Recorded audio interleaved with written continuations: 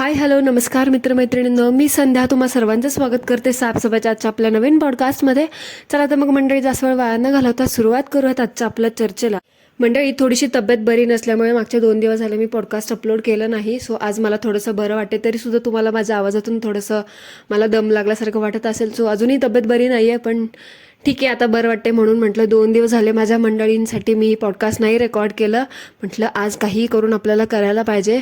So म्हणून मी आज तुमच्यासाठी एक नवीन तुमच्या सगळ्यांच्या आवडीचं स्पेशल पॉडकास्ट घेऊन आलेलं आहे.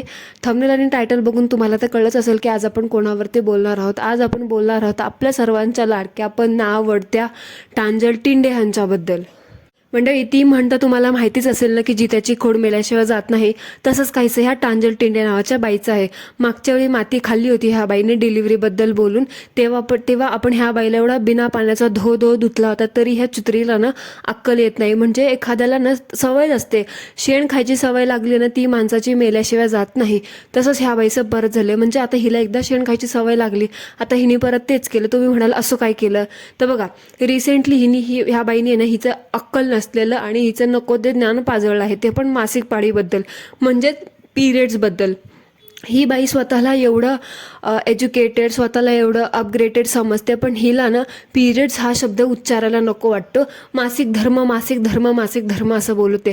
का गं, तुला येत नाहीत का पिरियड्स? त्यामुळे एवढं स्वतःला एवढं नॉर्मलाईज समजते तू, एवढ्या सगळ्या गोष्टीमध्ये तू पुढं पडलीस असं समजतेस. मग पिरियड्स हा शब्द उच्चारायला एवढी कसली लाज? मासिक धर्म असं बोलून त्या शब्दाला एवढं जगावेगळं काहीतरी, किंवा हा प्रॉब्लेम फक्त महिलांनाच असतो वगैरे वगैरे असं बोलून बायकांना कमीपणा दाखवायची काय गरज आहे? म्हणजे मला खरं तर कळलंच नाही की तू नेहमी असे नको ते उद्योग कशाला करत बसतेस. म्हणजे अशा किचकट विषयाला हात घालून तू मुद्दाम स्वतः कॉन्ट्रोवर्सी क्रिएट करण्याचा प्रयत्न करतेस असं मला वाटतं. म्हणजे खरं तर ही बाई त्या टॉपिकबद्दल, त्या मासिक पाळीबद्दल ह्या विषयावरती बोलण्याचं कारण काहीतरी वेगळंच होतं. ते म्हणजे प्रमोशनचं. फुकटच्या प्रमोशनसाठी ह्या बाईने आता पिरियड्स, मासिक पाळी ह्या विषयाला सुद्धा सोडलं नाही. म्हणजे काहीतरी स्टोरी बनवायची आणि हिला बघणाऱ्या भोळ्या भाबड्या जनतेला गुंडाळायचं असं हिने ठरवलेलं आहे. आणि हिने त्यावेळेस तेच केलं. म्हणजे मागच्या वेळेस डिलिव्हरीची स्टोरी स्वतः सांगितली होती, स्वतःची आहे म्हणून, आणि आता एका मैत्रिणीची स्टोरी तिला असा त्रास होतं वगैरे वगैरे असं म्हणून प्रमोशन आपल्या मैत्रिणीच्या नावावरती खपवलं. म्हणजे मागच्या वेळेस बघा ती बोंबली कसं असंच एका मैत्रिणीचं नाव घेऊन पैसे पाठवण्याच्या ॲपचं प्रमोशन करत होती. तसंच ह्यावेळी पण ह्या टांजल टिंडेने एका ॲपचं प्रमोशन करायला, काही प्रोडक्ट्सचं प्रमोशन करायला एक मनगढंत स्टोरी बनवली आणि मासिक पाळीबद्दल प्रमोशन केलं.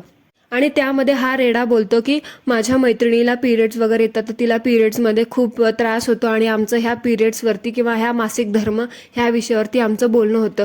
म्हणजे तुम्ही फोन काय मासिक पाळी, पिरियड्स ह्या विषयावरती चर्चा करायला तुम्ही फोन करताय की एकमेकींना? म्हणजे काय फालतू लोक आहेत ना तुम्ही? हे तुमच्या चर्चेच्या विषयांवरतूनच कळतं. म्हणजे हा काय चर्चा करण्याचा विषय आहे का?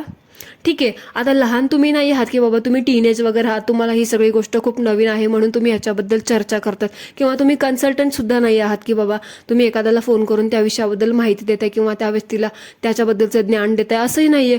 पण तुमची अर्धी लाकडं मसनात गेली ना आता. पिरियड्सबद्दल काय तुम्हाला मुलं बाळं सगळी झाली, त्याच्यामुळे ही गोष्ट कशी आहे, काय आहे, किती त्रास होतो हे तुम्हाला सगळ्यात जास्त चांगलं माहिती असेल, तरी तुम्ही म्हणता की मला फोड्या येतात, मला हे होतं, मला क्रॅम्प्स येतात, मला असं दुखतं, मला तसं दुखतं. हे असले फालतू टॉपिक्स घेऊन चर्चा करण्याचा विषय आणि तुम्ही ते जगासमोर मांडता, म्हणजे कठीण आहे बाबा. एवढंच तुम्हाला वाटतं तुम्ही खूप हे करता, तर मग एखादी कन्सल्टन्सी खोला ना, तिथे शिकवा. ज्या टीनेज मुली वगैरे असतात, ज्या शाळेत जाणाऱ्या मुली असतात, त्यांना पिरियड्सबद्दल खूप काही गोष्टी माहिती नसतात, तुम्ही त्यांना ज्ञान द्या ना. पण नाही, फालतू पेड ते प्रमोशन असतं ना, पेड ॲप्स वगैरे, त्याचं प्रमोशन करायला तुम्ही असले विषय उचकटवता आणि जी नसलेली मैत्रीण आहे तिला खडी करता आणि तिच्याबद्दल तुम्ही फालतू गोष्टी बरळत बसता. म्हणजे काय, म्हणजे मला तर कळतच नाही. आणि ती बाई पण कोण होती एवढी बिंडोक मैत्रीण काय माहिती, की जी तिला फोन करते पिरियड्सबद्दल होणाऱ्या त्रासाबद्दल विचारायला. म्हणजे काय गं, दुनियातले सगळे डॉक्टर मेले का गं? का तुझ्याकडे एवढे 4 पैसे नाही किंवा तू डॉक्टरकडे जाऊन कन्सल्ट करशील? ह्या बांगो टांजल टिंड्याला विचारत बसलीस?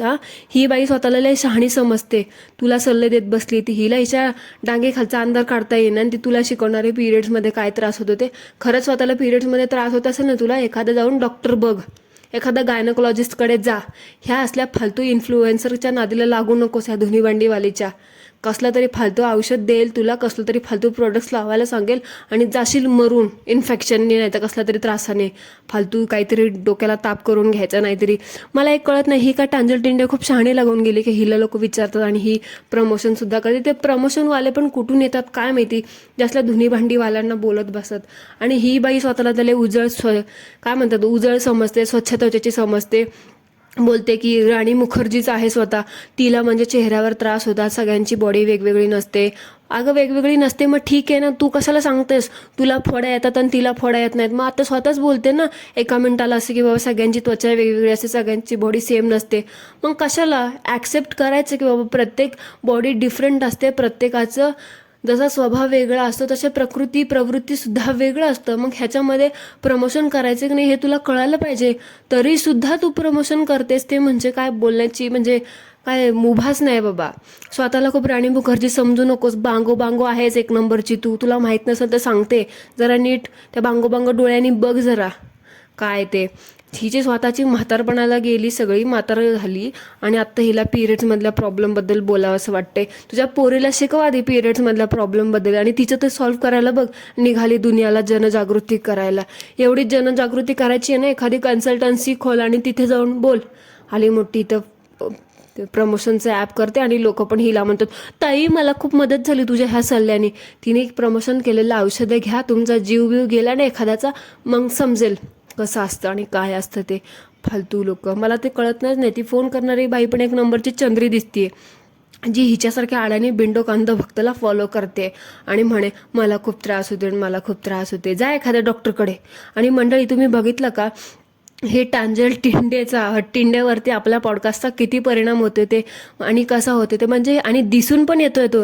ही बांगो बांगो चुत्री खोटारडी म्हणते की मी निगेटिव्ह लोकांकडे लक्ष देत नाहीत, माझ्यावरती पॉडकास्ट बनवणारे बाया आहेत त्या जळतात, माझी लायकी आहे म्हणून त्या माझ्यावरती बोलतात, मी खूप फेमस आहे, फेमस नसते तर 1.25 लाख लोकांच्या मनात घर केलं नसतं वगैरे वगैरे, म्हणून माझ्यावरती पॉडकास्ट बनवतात असं तसं, त्यांना त्यांचं कर्म बघून घेईल असं तसं. ही पण त्या फणश्रीसारखं मावशी फावशीसारखं कर्माच्या गोष्टी करायला लागली. शेवटी काय वळीमध्ये बसलं की पळी बरोबर मिळतेच, तसं हिच आहे ते. आले मोठे शहाणे. आणि बोलते मी पॉडकास्ट वगैरे ऐकत नाही, मी अशा लोकांना दुर्लक्षित करते, तुम्ही सुद्धा रिपोर्ट मारा दिसेल तिथे असं तसं.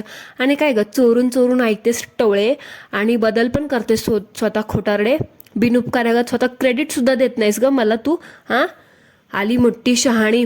चला तर मग मंडळी फायनली टांजल टिंडे गाऊन समितीच्या बाई माणूस अध्यक्षांनी ड्रेस घालायला सुरुवात केलेली आहे.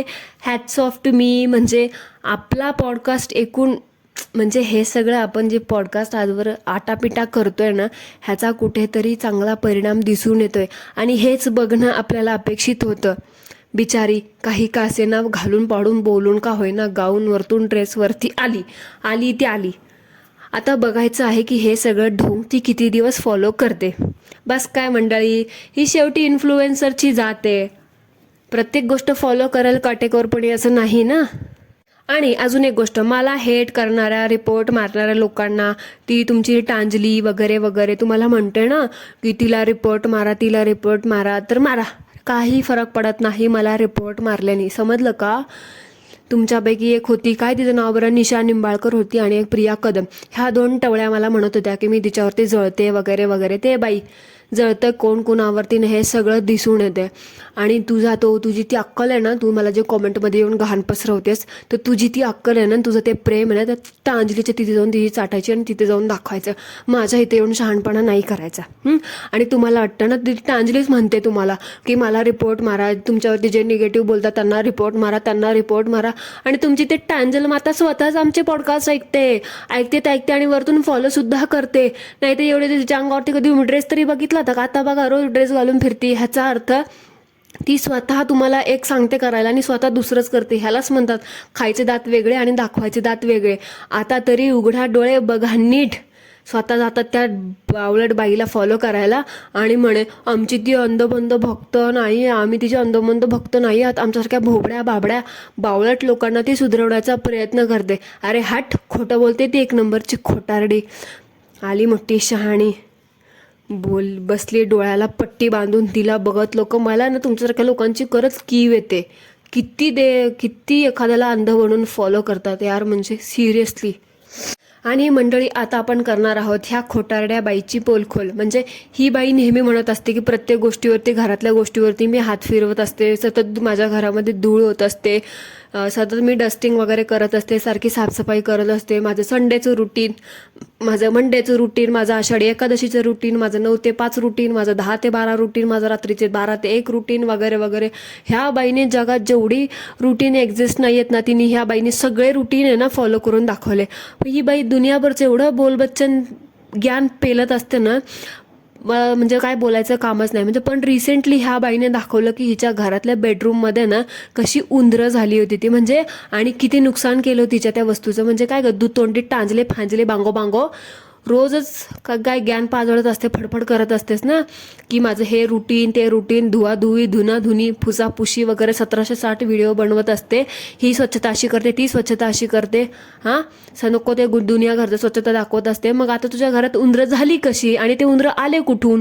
तू एवढी साफसफाई करत होतीस, तर मग उंदरं येणं तुझ्या घरात आणि सामान कुरतडणं हे तर शक्यच नाही. मंडळी बघा, ह्या बाईची हीच आहे सच्चाई.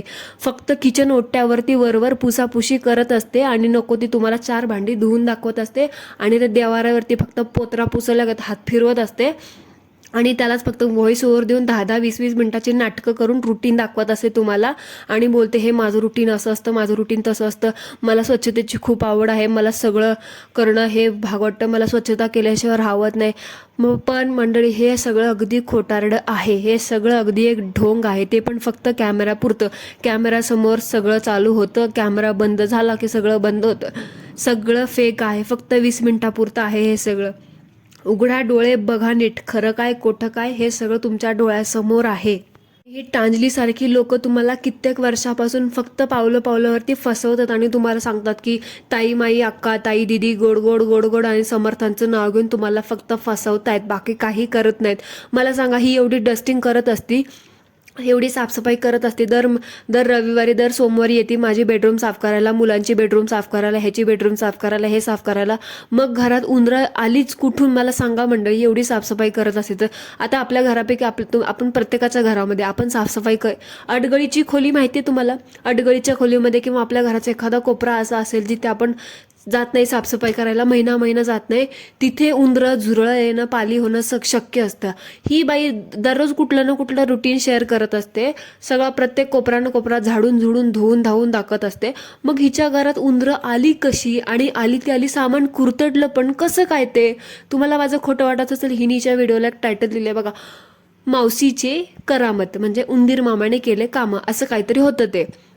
तर तिथे जाऊन बघा, हिने सगळं सांगितलेलं आहे. म्हणजे मला आता सांगा, कोण किती खरं बोलतं आणि कोण किती तुम्हाला फसवते? म्हणजे हीच आहे का इन्फ्लुएन्स करणं म्हणतात लोकांना आणि म्हणतात आम्ही लोकांना काही फसवत वगैरे नाही, मी हे करते मी ते करते, देवाचं तर काय बोलूच नको बाबा, सगळ्या गोष्टी दाखवतात आणि वरतून हे असं फसवायचं लोकांना. हे फसवेगिरी करणं कितपत बरोबर आहे? सो मंडळी, that's it for today. I hope तुम्हाला आजचा आपला पॉडकास्ट आवडला असेल तर कमेंटमध्ये मला नक्की सांगा. भेटूया पुन्हा एकदा एका नवीन पॉडकास्टसोबत. तोपर्यंत सर्वांनी काय करायचं ते करा. थँक्यू सो मच, धन्यवाद. आणि मंडळी, उद्या आपलं पॉडकास्ट असणार आहे द माऊस क्वीन, आपली मावसी फवसी फणश्री हिच्यावरती. सो